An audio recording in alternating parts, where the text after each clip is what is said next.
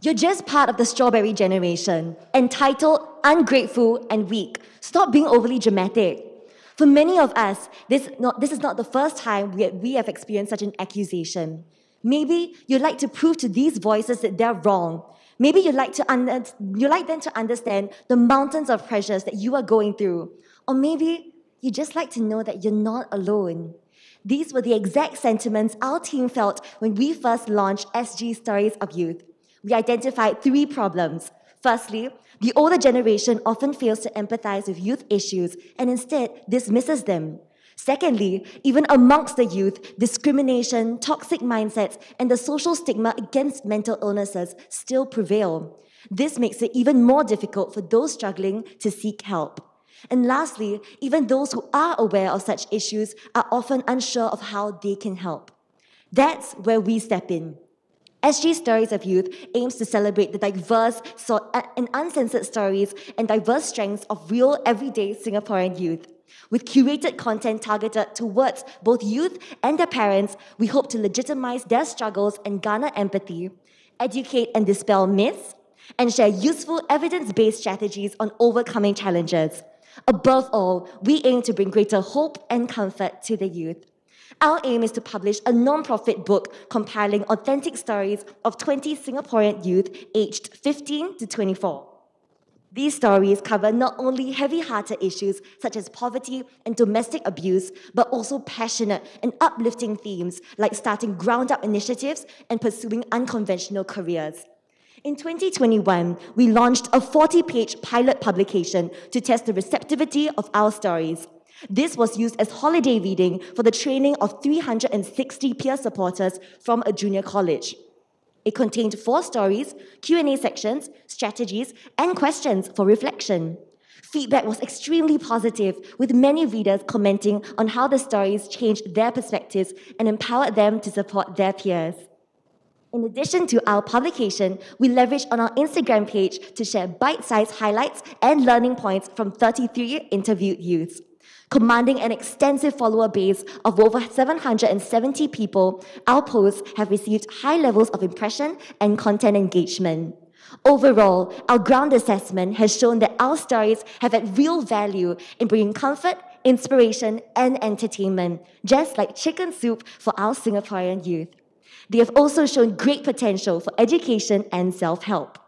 But there are so many other social initiatives, such as Become Collective Asia and Our Grandfather's Story, which also target the youth. What makes us different? What makes us stand out? Firstly, we go beyond just raising awareness. We put a real face and a story to what would have been merely facts and numbers. We make these experiences relatable and almost palpable, letting our readers know that they are not alone in their struggles. Additionally, we bridge the information gap between generations to increase mutual understanding. Many adults with more traditionalist mindsets are often fast to condemn topics that might seem controversial on the surface without full understanding. But instead of deliberately sensationalizing our stories like clickbait, we let our youth speak for themselves, shedding light on the good, the bad, and everything in between. And to cement the credibility of the content and the advice we share, we make it a point to corroborate all of our content with expert opinions. Looking ahead, we will ascertain the credibility of our tips and content by working with professionals from IMH and family counselors. After finalizing our book content, we will commence our pre-order sales.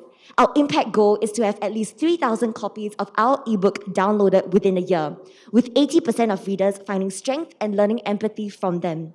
We will also be launching a physical copybook should our publication be well received. We will then reach out to schools and parent support groups to adapt our materials for education through human libraries and workshops. We will survey at least 100 participants to evaluate our educational impact.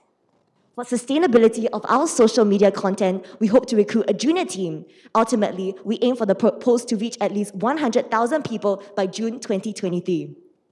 Our expenditure is estimated to be around $30,000, with a bulk of it going to publicity and printing costs. We are SG Stories of Youth. Join us as we make the voices of the youth heard today. Scan the QR code to be the first to receive updates on our publication and follow us on Instagram to gain access to exclusive bite-sized content. Thank you so much. Thank you very much. Was really on the dot, though.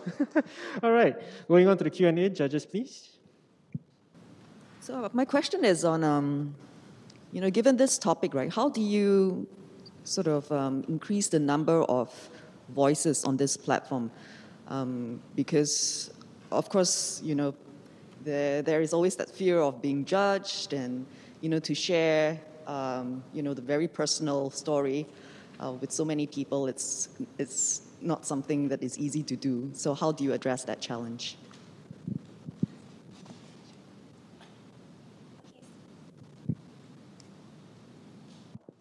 Mic test. Okay, so maybe I'll take that question. So yes, that's a very valid point. Actually, when we first started off this project, it was quite difficult to gather people to be our interviewees and to take our questions and interviews. So how we started off was we contacted some of our close people that we personally knew who were suffering from these difficulties, and then either that or people who were involved in ground-up initiatives, things that were very inspiring to different youths. So we started off our campaign this way. And then from there, we generated a lot of traction for our campaign, which then led to more people signing up to be interviewees for us. And I think what helps us a lot is that we promise anonymity if the participants don't feel comfortable sharing their full name on our platform as well. So we assure them that it's going to be a safe space. Before the interview, we tell them that if they would rather remain anonymous, that would be totally okay. And none of their recordings will be shared if they are not comfortable with it. In addition to that, we also allow them to vet through all the stories before publishing them. So in this way, we offer a very safe space, a conducive environment for the youth to share their deepest thoughts. And in fact, quite a lot of the youth actually shared with us that our interviews were very cathartic for them, in the sense that they felt through our interviews, they were able to let go of some of the emotional baggage that they had regarding these issues. They felt that they had a very safe space, a good platform to be able to advocate for some of the problems that they went through as well. Yes, thank you. I really like your ebook idea. Yeah, you were saying that for 1 year, you're targeting to actually reach out to about 3,000 young people, right? Apart from the ebook, right, do you have other plans as in scaling to other areas apart from the ebook? Because I think there are also other projects doing this ebook thing. Yeah. So just wondering what are your future plans and what sets you apart? Yeah. Thanks. Thank you for that question, Mr. Cho. So apart from the ebook, we also plan on publishing a physical copy book should our ebook really gain traction. I think one thing is that the four of us have definitely done a lot of ground research and assessment. We've sent out countless surveys, Insta story polls to get a sense of whether youth would really purchase a physical copy book. In general, the results have shown that it's quite tight. There is about 50% of youth who would rather online resources and 50% who don't mind and would actually really enjoy a physical copy book. So that's why it's something that we want to explore as well. I think one advantage of a physical copy book would really be this element of it being very tangible and very real, and the physical copy book also being a possible gift for someone, for instance, given that these stories themselves, they offer a lot of encouragement and they offer a lot of strength to people. I think it will be a really wonderful gift as well. Yeah, so that's something that we'll be exploring. Apart from that, I think we didn't really explain it and elaborate much just now. I'm so sorry for that. But we'll also be exploring things like workshops and human library events at schools or organizations. So human library, for those who maybe have not heard of that before, is bringing our story participants, so our youth, to come down and have little small circles where they tell their story firsthand and in real life. It's like borrowing a book from a library, but it's actually a human being. Thank you. Thank you for that. I think you might have answered part of the question I was going to ask, but I'll ask it again anyway. Sure. Part of the problem statement also includes about youth have it easy these days, which tends to suggest that one of the big potential segment that you have to target would be the non-youths. And if I look at like how the marketing has been done so far, a lot of it is on Instagram, where a lot of non-youths may not be on. So how can we encourage more of that beyond Instagram? so that the older generation would also be able to understand this? Thank you so much for your question. So actually, we started off our social media campaign on the Instagram platform so that we could reach out to youth first and foremost, to be able to gather more youth support, get youth to come on board, youth who have undergone struggles to come on board and share their stories. So that was the origin of our social media campaign. Moving forward, our aim is also to tackle the lack of understanding between our generation by the older generation. So in order to tackle that, we hope to have a physical publication. We feel that really having a physical book, it kind of lends legitimacy to our content. And in addition to that, we also mentioned during the presentation that a lot of times older people, people of the older generation, they might not necessarily want to click on content that might seem overtly controversial at the outset. So, for example, if they were to see a video on YouTube with some very controversial clickbait-like content, they might not necessarily care for it or click on it to be able to understand.